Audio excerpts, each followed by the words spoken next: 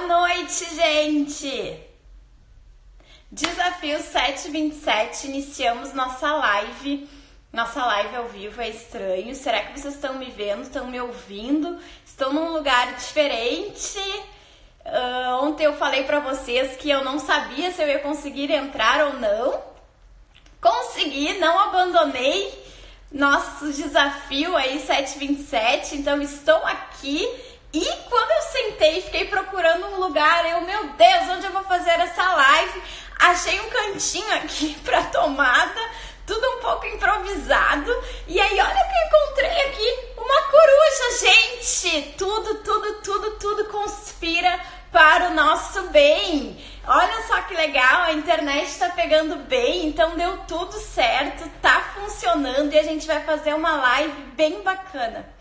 E antes de começar a live, deixa eu dizer para quem não me conhece, se está chegando aí pela primeira vez, o meu nome é Clarissa Pereira, eu sou pedagoga e hoje eu tô aqui em BH, muito feliz, muito faceira. Eu não sou de Belo Horizonte, eu sou de Porto Alegre, mas eu vim para participar do Congresso Brasileiro de Alfabetização que vai acontecer aqui no UFMG, começa amanhã. Então, o Combalf, amanhã estarei lá cobrindo esse evento para vocês, aí tudo que eu puder trazer nos stories para vocês, eu vou trazer. E o que tá acontecendo aqui? Tá acontecendo um desafio que todo dia a gente se encontra às 7h27 para conversar, para falar sobre assuntos aí que permeiam a educação. A gente pensa a educação juntas, tá bom? A gente conversa sobre algum sentido importante aí para nós agregarmos ainda mais valor para as nossas práticas pedagógicas. Lembrando que eu tenho um canal no YouTube que já tem muito conteúdo para você. Essa live fica salva por 24 horas, chegando 7h26, 7h27 do outro dia, ela sai do ar e fica disponível somente para quem é minha aluna, tá bom? Tem várias lives gratuitas que ficam disponíveis para sempre lá no meu canal do YouTube para vocês, mas essas lives do Desafio 727 ficam disponíveis somente para quem é minha aluna lá no nosso grupo fechado do Facebook. Tem aluna minha aí, escreve se é aluna CAP, se é aluna POP, se é aluna MAP. E hoje ainda temos vagas para o nosso curso de alfabetização na prática, então se você quer participar, faltam poucos dias para nós fecharmos essa turma. Nessa live, pessoal, nós vamos conversar sobre algo que eu nunca falei. Olha que bacana, trazendo uma novidade aqui. Os cuidados que nós temos que ter quando a gente propõe ditados para os nossos alunos. Tanto ditados que são, principalmente, tá? Ditados que são em relação ao nível de conhecimento em relação ao sistema de escrita alfabética. Então, aqueles ditados que a gente faz para saber por onde andam as escritas dos nossos alunos. Quando a gente quer pensar. Hoje, vindo para cá, o que eu fiz? Peguei o celular e fui ler, né? Fui ler lá no Kindle um livro da Mortati e ainda estava pensando ali, revendo aquele livro, que é importante reler aquele livro de alguma forma. E ela trazendo todo um histórico dos métodos de alfabetização e por quanto tempo a gente pensou na escrita só em relação à caligrafia, só em relação motora. A gente não pensava a cópia. O legal era só ensinar a criança como desenhar, simplesmente copiar aquelas letras. E não se pensava como a criança construía esse pensamento sobre o sistema, essa reflexão sobre o sistema de escrita alfabética. Então, assim, a gente já começa essa live introduzindo aí essa quebra de paradigma que foi importantíssima na história da alfabetização. A gente começar a olhar como o nosso aluno aprende a escrever e a partir daí como é que a gente vai propor intervenções pontuais para que ele avance no seu processo de aprendizagem da escrita. E para que a gente possa fazer isso, a gente tem que avaliar E uma bela forma de avaliar são os ditados. Mas quem é minha aluna CAP ou quem já me acompanha há mais tempo sabe que a única forma de avaliar não precisam ser os ditados. Os ditados são legais porque a gente coloca lá uma forma regular de avaliar, sistemática, a gente acompanha com tabelas e tal. Mas não precisa ser só ditados. Em produções textuais, em escritas inventadas. Vocês sabem o que são escritas inventadas? Esse é um termo que a professora Magda Soares traz no seu livro Alfabetização, a questão dos métodos aí para as escritas das crianças de alfabetização, tá? Então hoje eu vou compartilhar com vocês os cuidados na realização dos ditados que avaliam o nível de compreensão do sistema de escrita alfabética dos alunos. E se essa live já trouxe alguma contribuição para vocês, já ajudou em alguma coisa, eu quero que vocês peguem esse aviãozinho que tem aí e já compartilhem com alguma professora, ou com alguma mãe, ou com alguma amiga, chamem elas para a live, enviem essa live aí nos grupos de WhatsApp, no grupo de Facebook, para que mais gente possa participar e conheçam cinco dicas, 5 cuidados que a gente tem que ter na hora de realizar os ditados. E claro que essas 5 dicas, desta vez, não foram criadas por mim. Geralmente eu me baseio em alguns autores e trago para vocês 5 dicas, 5 erros, 5 questões, enfim. Essas 5 dicas eu estou me pautando diretamente da fonte, tá? E é engraçado de dizer que é da fonte mesmo, gente. Porque esse livro não poderia ser mais da fonte. Vou contar uma história para vocês. Em junho eu estive em Recife entrevistando o autor desse livro, professor Arthur Gomes de Moraes. Nos conhecemos, trocamos e-mails. O professor Arthur é uma pessoa assim muito querida, foi sempre assim muito solícito em me receber, enfim. Eu fui lá, fiz a entrevista, ele me recebeu, tô vendo todas as mensagens de vocês, tá bom? E aí, ele me recebeu, a gente conversou e tal, e a gente colocou alguns livros para nossa entrevista, enfim.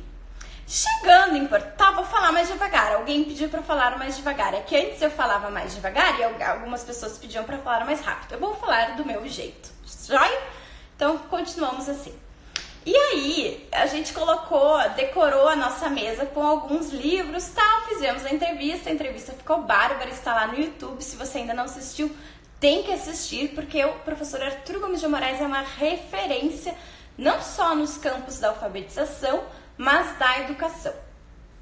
Chegando em Porto Alegre, eu fui desfazer minha mala, já estava tudo desfeito, roupas no lugar, roupas para lavar, livros guardados. Eu olhei para a prateleira e opa, 2 livros vermelhos do sistema de escrita alfabética. Mas eu não tenho 2 livros. Gente, eu trouxe o livro, eu levei o livro para Porto Alegre do professor Arthur. Naquela confusão de sair correndo depois da entrevista, enfim, eu acabei levando para casa o livro dele. E agora, como eu estou aqui em BH e ele vai palestrar no Combalf, a gente combinou que eu ia devolver, pedir desculpa, claro, e que eu ia devolver o livro para ele. Então, por isso que eu tô brincando com vocês, que hoje a gente vai beber da fonte mesmo, porque o livro é dele. Não só escrito por ele, mas é o exemplar do professor Arthur que está nas minhas mãos. Então, olha que poder temos hoje aqui nas minhas mãos nessa live, tá? Olha, essa Clarissa é a Clarissa que vocês conhecem. A pessoa conseguiu trazer o livro do professor Arthur para casa e eu vou devolver para ele aqui no congresso.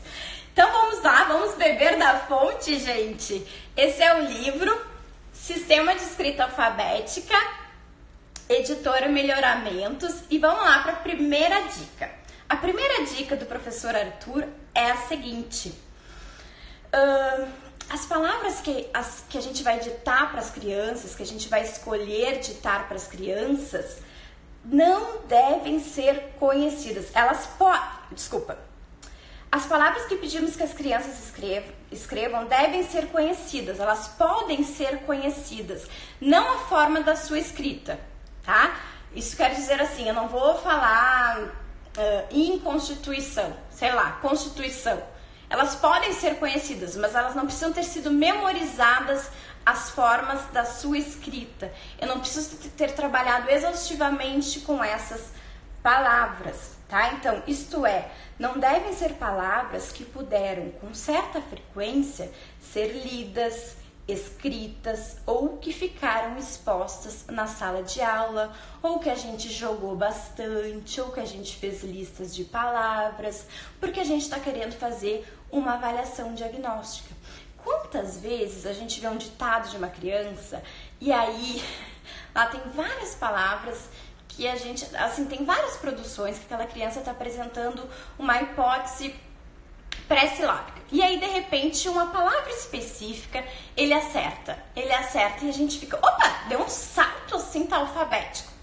Aí a gente se dá conta, porque a gente tem experiência já na área, que é uma palavra que já foi memorizada. Então, a gente também tem que ter cuidado na escolha das palavras, nessa questão da frequência com que elas já foram vistas ou trabalhadas pelos alunos, tá bom?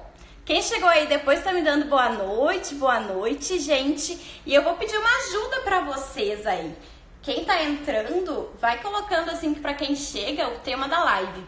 A gente tá dando 5 cuidados que a gente tem que ter na realização dos ditados aí na alfabetização, tá bom? Ok? O primeiro? Tudo bem? Alguém perguntou se a live vai ficar salva. A live fica por 24 horas aqui no Instagram, depois some do Instagram. Essa é a combinação aí dessa combinação, é ótimo. Essa é a combinação dessa rede social. Depois tem um presente para quem é minha aluna, mais um presente de tantos que eu dou aí para quem é minha aluna. Eu tenho cursos fechados, pessoal. Um deles é o CAP, que está com inscrições abertas por mais 2 ou 3 dias no máximo. Então, se você quer ser minha aluna CAP, termina essa live, desliza para cima nos stories, assista um vídeo onde eu dou todas as informações sobre os módulos do CAP, onde eu já tenho mais de 1.600 alunas e é um curso maravilhoso, tá bom? Eu te espero lá no CAP. A professora Caroliane tá aí, ela é prof do CAP, ela dá aula lá sobre dicas práticas para os nossos alunos com autismo, porque esse curso é completíssimo. Joia? Então, vamos lá. 2. Olhem que dica importante. E aí eu quero que vocês coloquem hashtag já sabia disso, hashtag nunca ouvi falar. Combinado? Então, vamos lá. As palavras devem variar quanto ao número de sílabas. Mais importante que ter palavras de um mesmo campo semântico é ter um repertório de palavras que não foram memorizadas e que contém diferentes estruturas silábicas. Até aí tudo bem, mas olha o que o Arthur continua falando. E não só, pega essa, a estrutura, pega essa aí. E não só a estrutura consoante vogal, as famosas canônicas, gente, tá? Assim, é importante selecionar, por exemplo, palavras com encontros consonantais, com sílabas CVC ou VC, terminadas em R, L, M, S, N e etc. Olha que importante, porque aqui eu vou pescar crianças que já estão inclusive mais avançadas nos seus conhecimentos em relação ao sistema de escrita alfabética, ou que estão oscilando em relação às hipóteses silábica alfabética e alfabética, onde eu tenho que fazer intervenções mais específicas para essas crianças. E aqui a gente quebra com a ideia de que a gente só trabalha com sílabas simples na alfabetização, tá? A gente entra de novo naquela coisa que eu bato muito com as minhas alunas do curso de alfabetização na prática. Sílabas complexas desde sempre. Não quer dizer que os meus alunos vão internalizar e refletir na relação de consciência fonológica com facilidade desde sempre as sílabas complexas. Não é isso, a gente sabe que tem uma hierarquia da ortografia, dessa relação, mas isso não quer dizer que eu não vou apresentar para os meus alunos essas propostas, que eu não vou apresentar trava-línguas que são bem legais de trabalhar, que eu não vou apresentar essas outras, que eu não vou apresentar essas outras formações, inclusive nas nossas sondagens, tá bom? Combinado, gente? Tá contribuindo? Tá valendo a pena ficar aqui nessa live às 7h27? Olha que importante a gente estudar. Não é legal? Coisas práticas que às vezes a gente faz por intuição e faz muito bem, porque vocês são maravilhosas. E só que pequenas coisinhas que ali a gente consegue, num detalhe, fazer a diferença, talvez, na vida pedagógica e prática dos nossos alunos. Joia? Número 3. Olha essa. Vamos para 3? Então já falamos a primeira e a segunda. Vamos para 3? Número 3. Para crianças muito pequenas, 4, 5 anos, aqui eu já tenho um indício. Posso fazer ditado com crianças de educação infantil de 4, 5 anos? Posso fazer sondagens.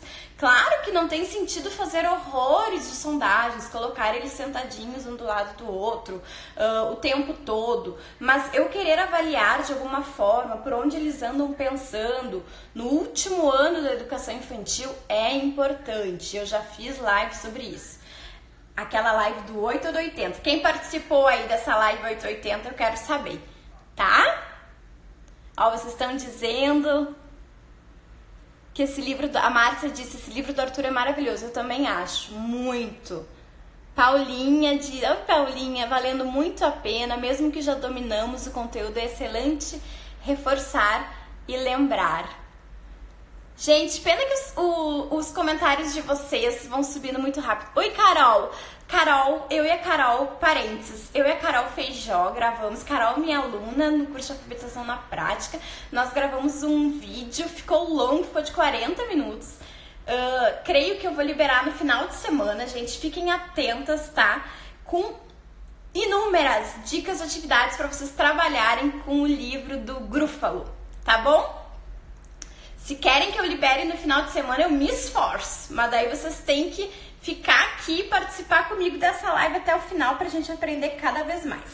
Voltemos para nossa dica 3, que a gente já se dá conta de que tem que começar algumas questões sim de alfabetização na educação infantil, tá bom? Então vamos lá.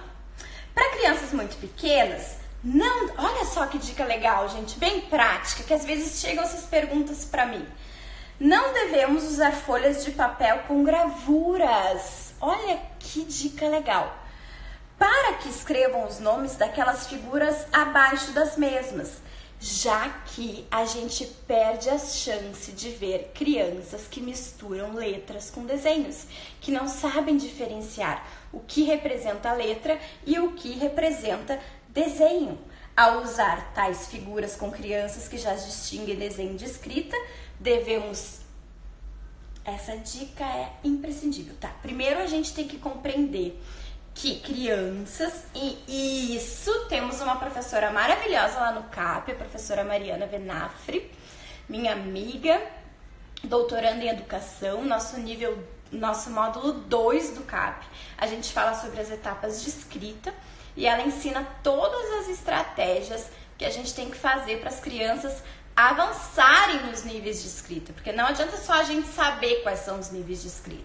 Então a gente faz isso lá no CAP. E lá a gente aprende, então, sobre o nível 1 e o nível 2, que são em relação, que ficaram conhecidos como as hipóteses pré-silábicas. E a gente tem que avançar nessa ideia das crianças, que isso que é uma hipótese bem inicial mesmo, às vezes crianças de 2, 3 anos, né? De pensar que quando elas estão desenhando uma baleia, elas estão escrevendo baleia.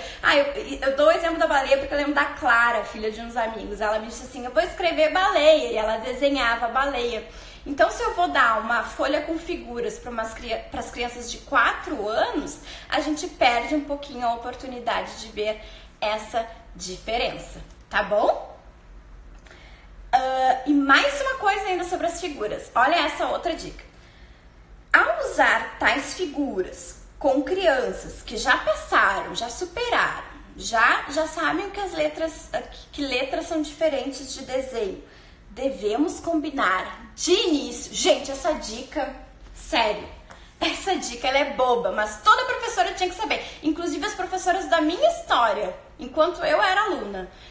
Combinar o que representa cada figura, porque às vezes me aparece umas figuras que ninguém sabe o que é, tá? Então, ó lá, por exemplo, era a mão, só que a gente queria que as crianças escrevesse dedo. Combinar de início o que a gente quer que a criança escreva em relação àquela figura.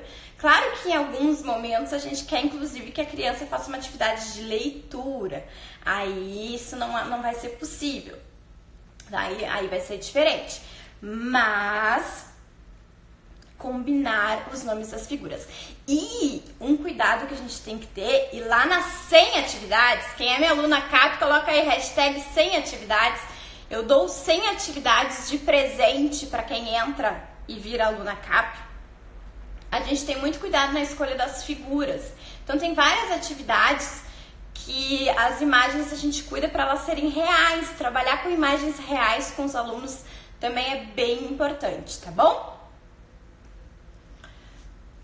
Vamos lá. Número 4. A pessoa tá com dificuldades. 4. Tem 5. Agora a gente vai para 4.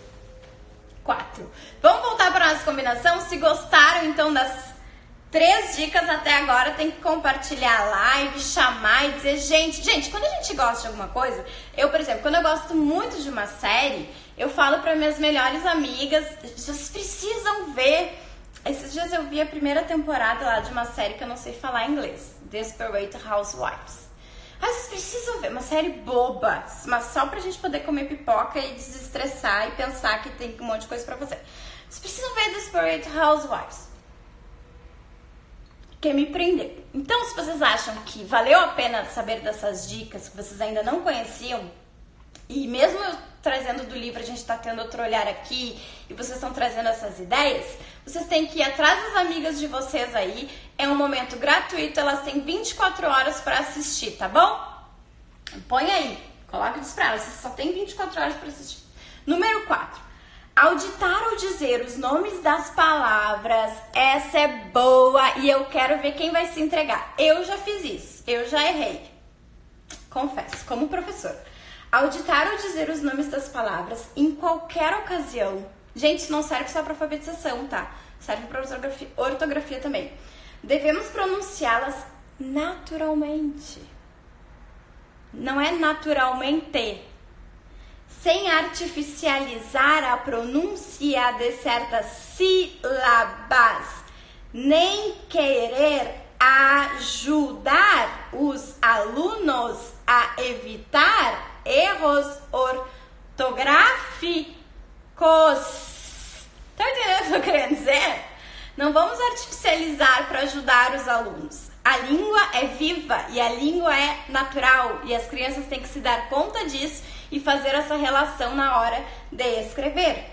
Se vamos usar, por exemplo, a palavra tomate, nada de pronunciar tomate. Como seria, né, se a gente fosse pensar fonema, grafema. A gente vai falar se tá. Aí agora é legal na live, eu podia ligar para cada um de cada lugar do estado para ver como é que fala tomate. Porque eu acho que o Arthur Gomes de Moraes, ele escreveu aqui tomate. Ele falaria tomate, eu acho. No Nordeste é mais tomate. Mais pro interior do Rio Grande do Sul, tomate. O E bem puxado. Em Porto Alegre a gente fala mais tomate. Tá? Então, óbvio que a gente faz, gente. Mas a gente faz querendo acertar. E volta aquela história. Nem tudo sempre é errado. Às vezes, para alguma criança, especificamente, foi necessária aquela intervenção. Então, não se culpem, não se chicoteiem e voltemos para o foco. Amanhã é outro dia e foco na realidade, nós vamos mudar e fazer diferente. Porque a gente nunca para de estudar. Nesse momento a gente está estudando. É para isso que a gente estuda. É para isso que eu vim para Minas Gerais, para aprender mais e mais e mais, para trazer mais informações para vocês. É para isso que eu ofereço o CAP, para vocês estudarem mais e mais e a gente continuar dando o nosso melhor. Tá bom? Vamos para 5? 5. Dica 5 em relação, então, aos cuidados que a gente tem que ter nos casos dos ditados. No caso de crianças que ainda não estão silábico-alfabéticas ou alfabéticas, é necessário pedir que elas, após... esse aqui é difícil. Vamos compartilhar. Eu vou ler com calma essa. E eu quero que vocês compartilhem como é que vocês fazem por aí, tá bom? Porque é difícil na realidade, Arthur. Caso eu tô cuidando muito bem do seu livro. Quem não estava no início, escrevam aí o que tá acontecendo. No caso de crianças que ainda não estão silábico-alfabéticas ou alfabéticas, é necessário pedir que elas, após escreverem cada palavra, a leiam, apontando com o dedo que escreveram. Só podemos saber se eles relacionam as partes faladas, as, com crase, né? Então, com as partes escritas de uma palavra, se fazem essa relação, se observarmos a interpretação, ou seja, a leitura que realizam daquilo que escreveram.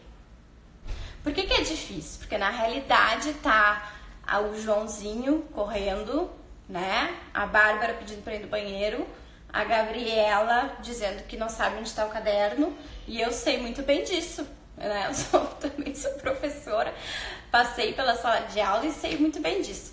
E é difícil no momento das avaliações a gente chegar lá e fazer uma intervenção. Por isso que é legal também nos momentos de ditado. Agora vocês vão me dizer como que vocês fazem, tá? Nessas horas de avaliações. Mas aí o que vocês vão fazer? Vocês já têm uma noção mais ou menos das crianças que já estão mais avançadas. Por isso que ele já está dando a dica aqui. Para as crianças que estão no nível anterior, que estão oscilando muito. Essas aí a gente coloca perto da gente. Ou a gente pode fazer o seguinte, não precisa todo mundo, essa ideia de que todo mundo tem que fazer a mesma coisa toda hora, todo tempo. Então, alguns podem estar lá jogando com a caixa amarela do Pinaique, que em algumas escolas ficam cheias de teia de aranha, ou qualquer outro jogo, ou fazendo várias atividades que eu dou de dicas. Dei algumas ontem, na live de ontem, sobre atividade de pesquisa, que foi uma live bem bacana. Então 5 lá fazendo isso, 6 a gente vai fazer aquela sondagem e vai voltar lá para fazer com o dedinho. É possível, tá, gente? É possível. E quando a gente fica dizendo que é impossível, quando a gente revira os olhinhos e dá uma de Clarissa revirando os olhos, a gente se sabota. É aquela história, a gente escolheu essa profissão, eu sei de todas as dificuldades, eu sei. Mas a gente se sabota, porque daí a gente quer fazer o melhor, porque é a nossa escolha. E não vai fazer ditado todos os dias, toda semana. Um ditado por mês, porque nas produções eventuais das crianças, nas produções do dia a dia, nas intervenções orais, lá coletivamente, a gente já consegue ver por onde estão andando as nossas crianças. Tá bom? Agora eu vou ler os comentários de vocês com as nossas soluções, porque a gente forma uma comunidade aqui para se ajudar, né? Para isso que a gente faz uma live interativa. A Débora disse, eu coloco as atividades na lousa ou deixo outras folhinhas ou leitura de livros ou jogos, cantinho da matemática, já falei de cantinho de vida prática por aqui, que é colocar coisas do dia a dia, né? Conta-gotas para as crianças fazerem, coisas mais específicas, enfim. Isso aí, Rosana, minha aluna querida. A leitura vai mostrar se o aluno que aparentemente é pré-silábico faz marcações na leitura. Quem faz marcação já é silábico inicial. Inclusive vai tirar nossas dúvidas. Se uma criança nesse caso, se ela não marca as vogais, se é um silábico sem valor, acho que inicial tu está chamando um silábico sem valor, que daí esses nomes, gente, foi inventado aí por aí, foi se popularizando, mas a gente retoma lá no CAP os nomes oficiais da psicogênese é nível 1, nível 2, nível 3, nível 4, tá? Foi se popularizando. Tem a tese não precisa ler a tese inteira, mas tem um artigo, tá nos meus destaques. Se vocês forem aqui no meu Instagram, tem um monte de conteúdo aqui pra vocês. E aí tem um destaque leituras e um destaque artigos. E tem um destaque da professora Patrícia Camini, que é uma professora da Universidade Federal do Rio Grande do Sul, e ela escreveu um texto, o caso das 4 palavras, o caso do ditado das 4 palavras e uma frase. Esse texto é bem legal de ler, ela fez toda uma pesquisa para saber como se popularizou esse ditado, esses nomes, né? Em que momento a Emília Ferreiro falou sobre esses nomes.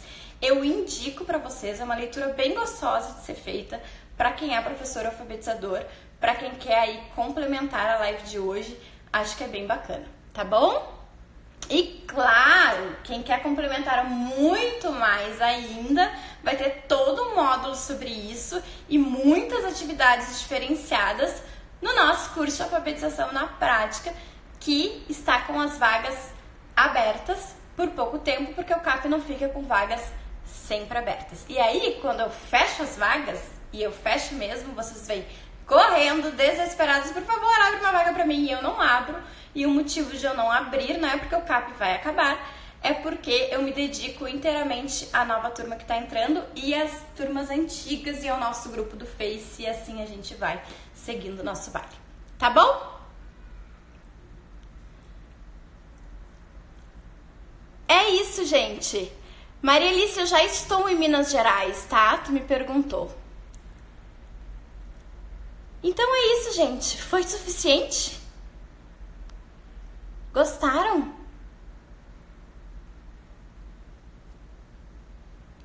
Hein? Sim? Não? Amanhã eu estarei lá no Comalf. A programação é bem intensa. Tentarei fazer umas lives de lá, vamos ver o que vai acontecer. Eu vou repertoriar, olha que palavra bonita, essa palavra é da minha amiga Mariana, da minha amiga Maria Stefanula, delas que falam essas coisas assim bonitas. Não era isso que eu queria falar uma coisa mais assim, cobrir jornalisticamente o Combalf, vou ver lá se eu consigo fazer umas entrevistas de pessoas legais e também ver as pessoas que vão apresentar trabalhos que sejam interessantes pra nós, tá bom? E se alguém estiver participando do Combalf, me manda aí um direct e a gente se encontra, se fecha, se toma um café, come um pão de queijo, conversa por aqui, tá bom?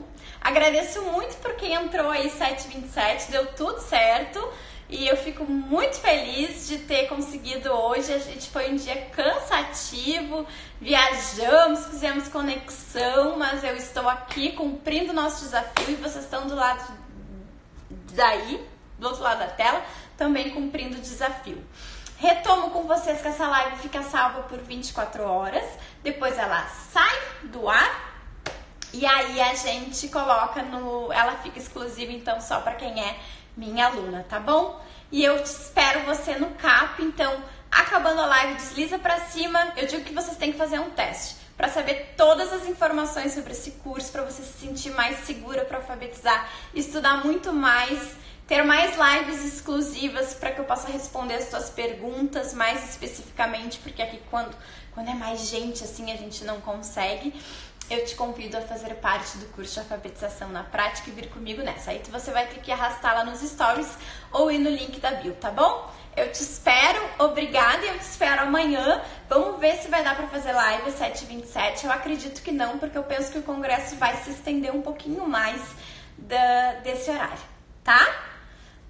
Beijos pra vocês. Não dá pra se inscrever no Combalf?